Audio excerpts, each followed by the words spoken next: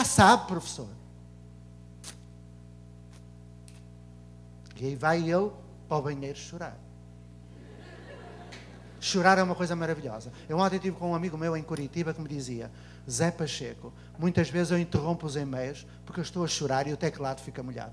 E eu disse, olha, não vou dizer o nome, ainda bem, porque quando somos pequenos e somos homens, educam-nos para não chorar. Chorar é feio, não é de um homem. Chorar é a coisa mais maravilhosa que existe. É essa libertação pela lágrima, ou esse sentimento de transcendência que aquelas crianças me transmitiram, que se passa a todo momento dentro da ponte e que é a essência do projeto.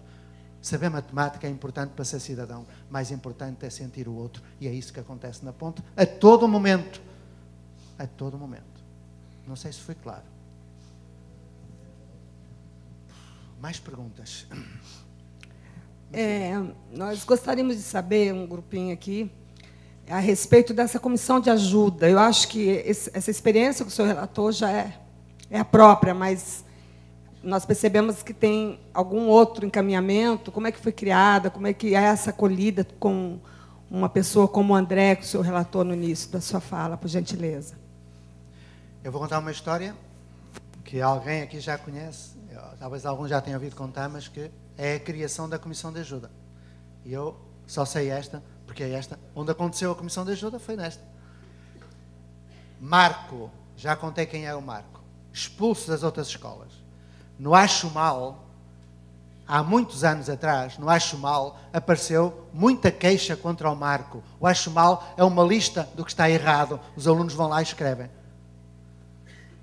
O Marco, este Marco que eu falei, foi para tribunal.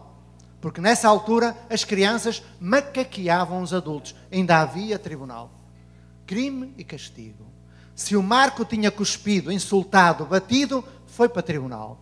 Falou o advogado de ataque. 200 crianças, muitos visitantes, professores, imaginei a cena. Sexta-feira à tarde, tribunal. Advogado de ataque acabou com o Marco. E eu pensei, o Marco vai ser punido. São as crianças que instituem os direitos e os deveres, no princípio de cada ano. Direitos e deveres. E quando não se cumprem os deveres, eles privam dos direitos. E o Marco ainda não tinha feito a reciclagem dos afetos. Estava muito no início. Isto que eu contei já foi depois. O que eu contei há pouco já foi depois. O Marco, se fosse castigado, iria embora. Nunca mais apareceria na escola. Que ele não ia obedecer ao castigo. Eu estava preocupado.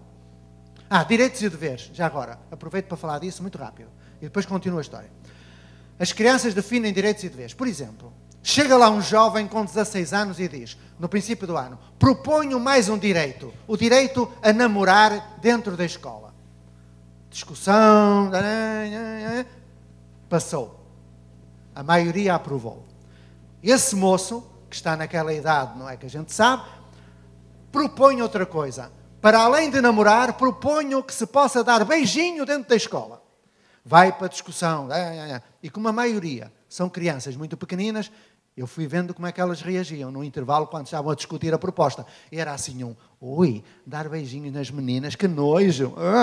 Bom, quando eles têm 7, 8 anos é um nojo. Quando chegam aos 15, 16, é diferente. Bom, então, o que aconteceu foi que houve ali um embate de interesses.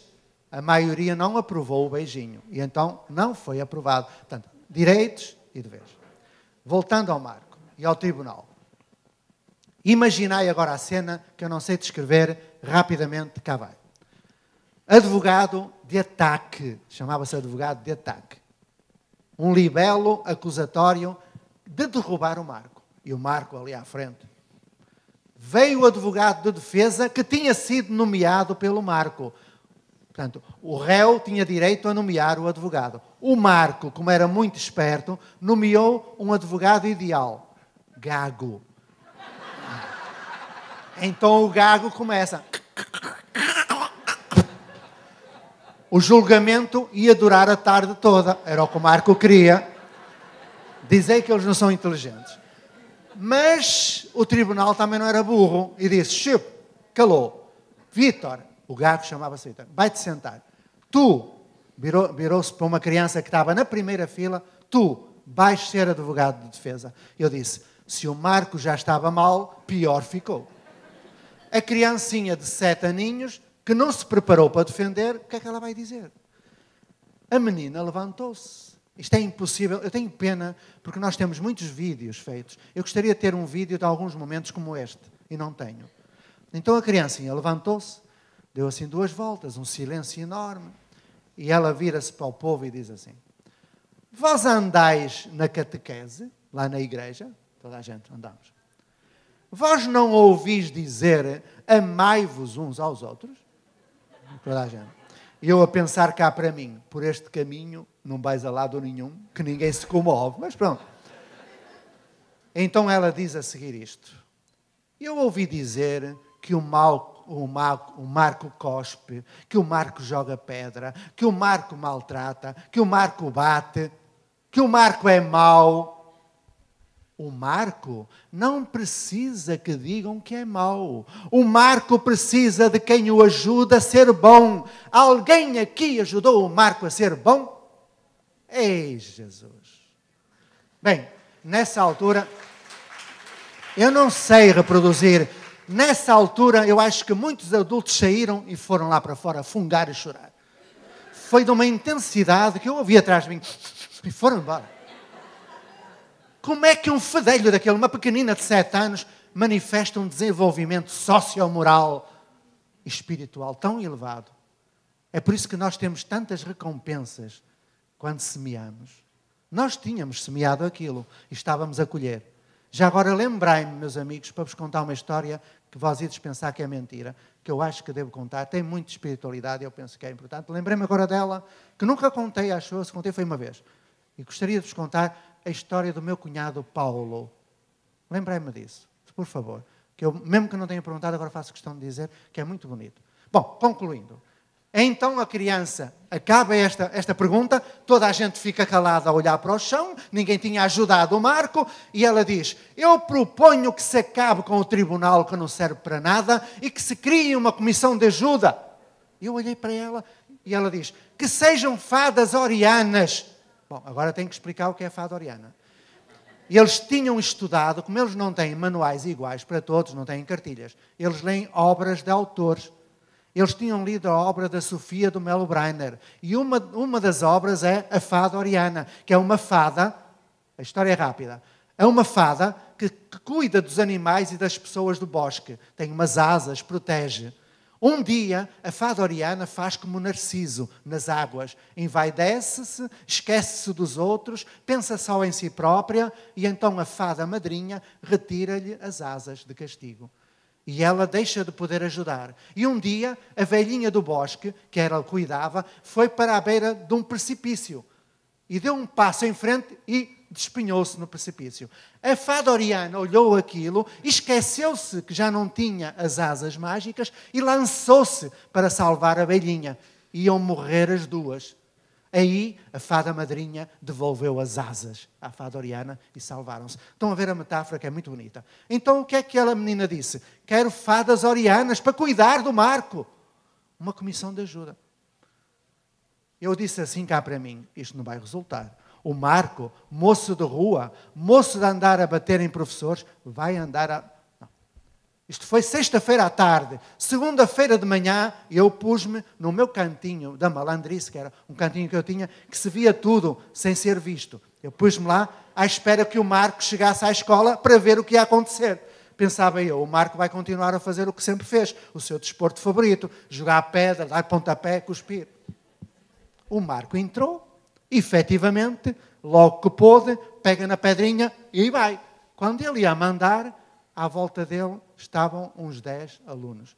Ó Marco, tu vais atirar a pedra. Tu és bom, Marco. Tu és bom rapaz. Tu estás doente. Nós somos a comissão de ajuda. Queres que te ajude, Marco? Ele olhou, atirou a pedra ao chão. Eu a vê-lo.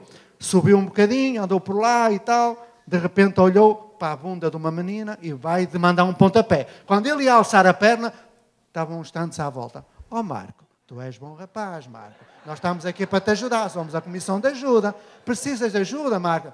Imaginam o que é o Marco ter a toda a hora aquelas pestes à volta. Ó Marco, tu és bom, ó Marco. aquele malandro deixou de ser mau, passou a ser bom, desistiu de ser mau. Olhai a inteligência das crianças. A comissão de ajuda foi instituída nesse dia. Quando chega algum aluno de outra escola que bate em toda a gente, que traz um potencial de violência tremendo, que lhe foi induzido, que ninguém nasce mau, então a criança ou o jovem chega e imediatamente tem uma comissão de ajuda. Imediatamente tem um professor tutor. Imediatamente tem um grupo de acolhimento. Imediatamente tem montes de professores que se preocupam com a pessoa que ele é. E a partir daí o milagre acontece. É isto a comissão de ajuda. Bom, então posso contar a história do meu cunhado? Posso? Que é rápida. Então cá vai. Para verdes como nós recebemos aquilo que nem merecemos. Porque nós temos de cumprir a nossa missão, seja qual for, sem esperar resposta ou recompensa. Eu posso dizer-vos que eu sou um privilegiado. E vou provar-vos que sou. E se um dia fordes a Portugal, eu provo que esta história é verídica. Porque parece impossível. Cá vai. Um dia, eu sou o irmão mais velho de muitos irmãos. E um dia, eu estava a conversar com o meu cunhado Paulo, que é mais novo do que eu, 14 anos. E ele disse-me assim, ó Senhor José, a gente está mesmo velha, não é? Ó Senhor José, eu trato a gente por tu, mas ele tratava-me por Senhor José. A sua sobrinha, Catarina, vai para a escola. Qual é a escola que você me recomenda? Havia 2 escolas.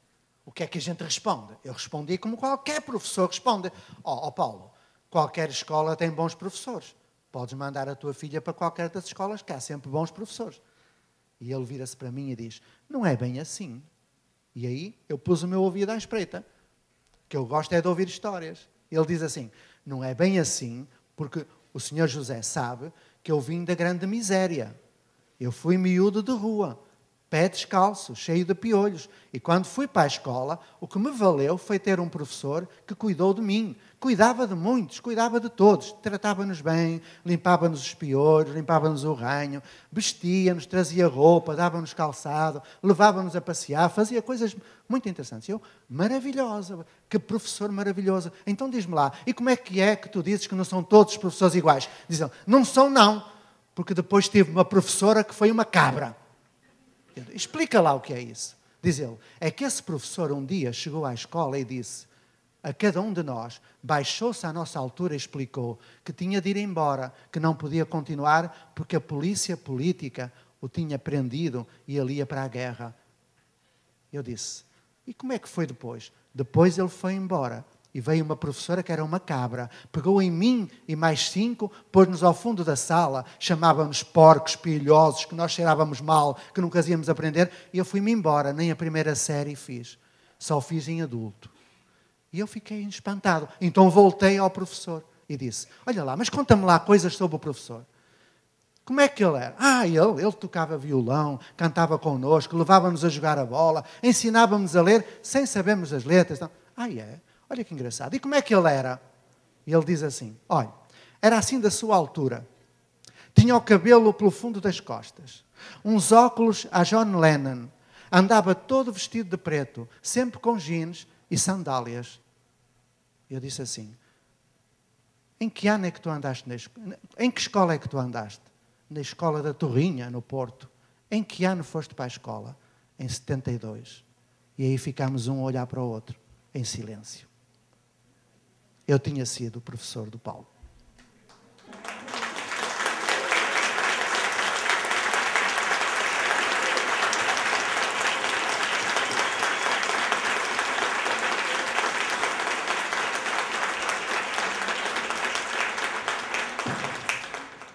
Eu não sei onde é que está. Pode levantar aqui atrás. O braço. Lá atrás. Já estou. São tantos braços, mas é algum deles. Professor, uma pergunta. Se as crianças são livres na escola, para elas aprenderem o que quiserem, como que é a alfabetização delas, para elas aprenderem a ler e escrever, bem no início? Alfabetização. Anda por aí uma discussão entre os adeptos do método fónico e os adeptos do método construtivista, que eu não sei o que é. Nunca vi nenhum método construtivista. Essa discussão é uma discussão dicotómica, maniqueísta, inútil, bizantina. só serve para confundir ainda mais os professores. Porque não há um método ideal. O melhor método é o que se ajusta a cada criança. Pode ser o fónico, pode ser um método global, pode ser um método fonomímico, pode ser um método silábico, pode ser um método natural. É preciso que o professor esteja capacitado para ensinar cada um naquilo que cada um precisa. Por isso é que é preciso que haja, desde o primeiro ano do fundamental, especialistas em alfabetização. Cá vai uma proposta para a alteração dos planos curriculares. E para a própria organização da escola. Talvez quando descobrirem que isto é necessário, já muitas gerações de brasileiros tenham sido condenadas ao analfabetismo. E isso é que é grave. Assim como a progressão automática, que mandam para aí uns palermas a falar que não sabem o que dizem. Mas isso não me perguntaram sobre a avaliação, não vou falar. Mas voltando à alfabetização. Aquelas crianças e jovens da Ponte que não tinham aprendido porque o modo como lhe ensinaram foi um só. Fónico. Peu a pau, titido, popó do cucu, chachá, xixi. Qual é a criança que aos 7 anos diz popó? Não diz automóvel, mas é obrigado a dizer popó. Eu fui aprender a ser especialista. Estudei psicologia e outras matérias e estudei metodologias. Fundamentação teórica, procedimentos, instrumental. Sei trabalhar de 10 maneiras diferentes. Método natural, método global de contos, método global de frases, método global de palavras, método Jean-Curie, método fonomímico, método fonossintético, método silábico, silábico misto e fónico. E já aprendi mais 2, para além do tijolô, do tujalé. Ok. Quando começavam a chegar as crianças para aprender a ler, eu em cada uma delas fazia o levantamento de repertório linguístico. Isto é, quantas palavras eles leem associadas a objetos e conceitos. Mostravam uma embalagem de iogurte e eles diziam ioplé. Escrevia ioplé no dia seguinte no quadro sem a embalagem do iogurte. E elas, ioplé. Mudava o rótulo ao iogurte e eles diziam Danone. Xuxa. Eles sabiam. Encontrei uma criança que sabia ler 400 palavras. Porque é que uma criança, sabendo ler, os obrigamos a dizer peu a pau, pipi do popó. Mais ainda, para além disso, cada criança tem o seu ritmo próprio. Quando me perguntam qual é a idade de alfabetizar, lá estamos nós em abstrações. Quando é que o aluno deve ser alfabetizado? Eu pergunto, qual aluno? O Manuel, que tem 4 anos e já é capaz de aprender a ler? Ou o Joaquim, que tem 9 anos e ainda não consegue aprender a ler? Qual é a idade? Não há idade. É de cada um. Segunda questão. Já agora vou dizer-vos. Estou a fazer um projeto de pesquisa em que estou a acompanhar em vídeo uma criança de 2 anos e 5 meses. Sublinhai. 2 anos e 5 meses. Sabe ler. O último vídeo que eu tenho é isto. Propus à mãe, isto foi trabalhado com a mãe, desde que ele nasceu. Desde que ele nasceu não, porque há aquele período em que não é possível. Pedi à mãe que quando o menino fosse banhar-se, lá para a banheira, que trocasse os rótulos dos objetos do banheiro. E ela trocou.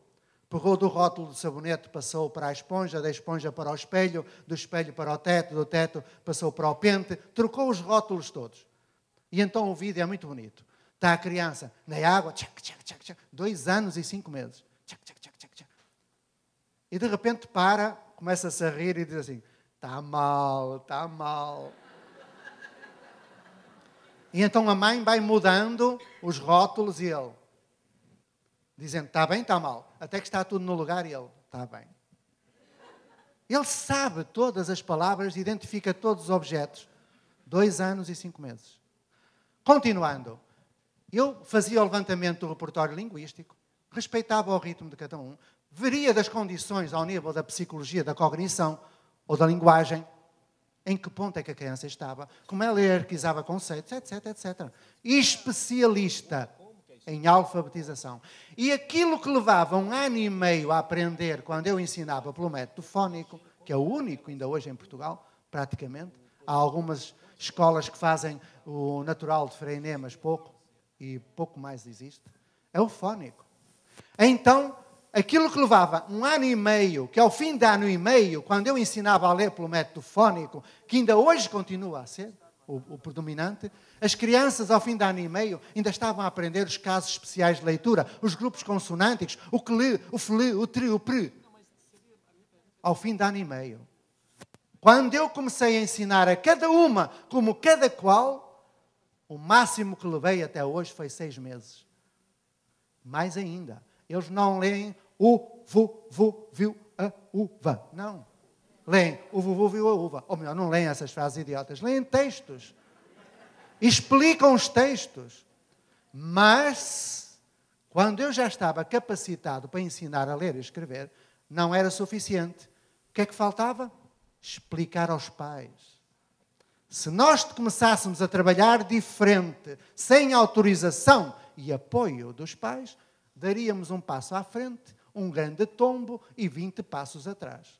Os pais não deixam e têm todo o direito de não deixar. Temos que lhes explicar para que eles entendam, porque são pessoas inteligentes e amam os filhos, e os professores são pessoas inteligentes e amam os alunos. Então fomos para reuniões. Reunião ao sábado à tarde. Explicamos tudo. Nós explicamos aos pais tudo. O que é a avaliação formativa, contínua, sistemática, centrada em processo, etc. Aos pais o que é o behaviorismo, o que é a avaliação criterial. Explicamos aos pais tudo para podermos fazer. E a seguir, explicar aos pais como é que os filhos iam aprender a ler sem saber as letras. É o diabo. Ao fim de 2 reuniões, num sábado à tarde, eu estava desesperado. Porque havia lá um homem, que já morreu, isto parece um velório, mas é mesmo assim, o senhor Mário, que era um homem inteligentíssimo. Era ele e era o Sr. Abílio. Lembrei-me para falar do Abílio, que é muito importante e é rápido, no final, do Abílio. Que era um homem que nem sequer tinha feito a primeira série, era muito culto, e eu explico porque é que eu falo do Abílio. Quem quiser, lembra-me, se não lembrar, ficam sem saber. Mas continuando. O senhor Mário vira-se para mim, no meio dos pais todos, estão a ver os pais, os professores, eu ali no meio. Diz ele, ó professor, o senhor desculpe, nós acreditamos em si, porque vós já tendes feito muitas coisas que nós não acreditávamos e resultou. Agora, que o meu filho Rui, que vem agora para a escola, vá aprender a ler sem saber as letras, desculpe lá, eu não posso acreditar. Porque nós, quando andamos na escola, só podemos aprender a ler depois de sabermos as letras. Sem saber letras, ninguém aprende a ler. Toma lá. A representação que o pai faz da escola é aquela. E os outros pais todos, pois. E eu, pois, o rei que é uma parte. O que é que eu vou fazer? Tive eu a formar-me, a estudar psicologia. Para quê? Bom, de repente veio uma ideia à cabeça e disse, ó Sr. Mário, desculpe lá. Quando o seu filho começou a falar, qual foi a primeira palavra que ele disse? E o Sr. Mário aí ficou com o rosto cor-de-rosa, encheu-se um sorriso e disse, ai professor, foi tão bonito. O que foi? O meu filho, a primeira palavra que disse foi papá. Fiquei tão contente. Ficou contente? Eu ficaria muito zangado. Porquê? Eu diria logo ao meu filho, parou, diga comigo, um P e um A, pá. Um P e um A, pá. E agora junto, pá, pá. Diz o senhor Mário para mim, ó professor, você pensa que eu sou maluco? E você pensa que eu sou maluco? Ah, não quis dizer. Houve um silêncio. E diz o senhor Mário, ó professor, diga-me lá uma coisa. Se nós deixarmos vós fazerdes isso, quanto tempo é que o meu filho vai precisar para aprender a ler? E eu de repente compreendi que tinha de jogar na lei do mercado. Oferta e procura, tinha que vender um produto mais barato. Se leva ano e meio, eu tenho que dizer menos. E saiu-me uma coisa assim. 6 meses. As minhas colegas olharam para mim. Este gajo ficou maluco. 6 meses. E eu já tinha dito. Acabou. E ele, 6 meses? Então nas outras escolas levam 1 ano e meio. Aqui vai. O meu filho não é mais inteligente. 6 meses. Quando vieram as criancinhas, em setembro, aquilo foi a mata-cavalos. Tinha que ser em 6 meses. Bom, o filho